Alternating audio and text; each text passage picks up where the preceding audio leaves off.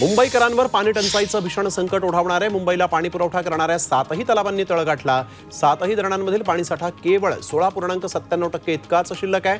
अजून काही दिवस हीच परिस्थिती राहिली तर मुंबईवर जलसंकट ओढवण्याची शक्यता आहे। उद्या पालिका आयुक्तांच्या उपस्थितीत एक महत्त्वाची बैठक होणार आहे।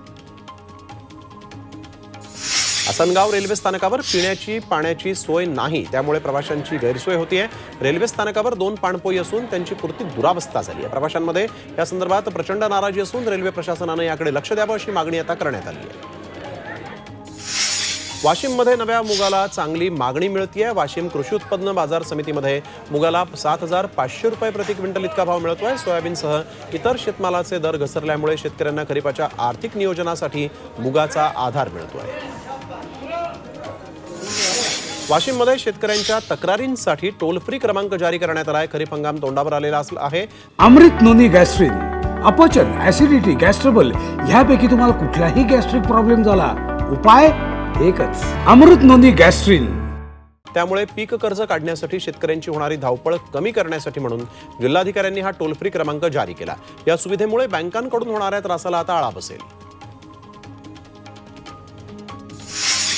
मुंबई विद्यापीठानं मार्च 2024 मध्ये घेतलेल्या उन्हाळी सत्रातील तृतीय वर्ष बीकॉम सत्र 6चा निकाल जाहीर झालेला आहे। या परीक्षेमध्ये 16,636 विद्यार्थी उत्तीर्ण झाले, ज्याची टक्केवारी ही 43.52% इतकी आहे। हा निकाल विद्यापीठानं फक्त 24 दिवसांमध्ये जाहीर केला।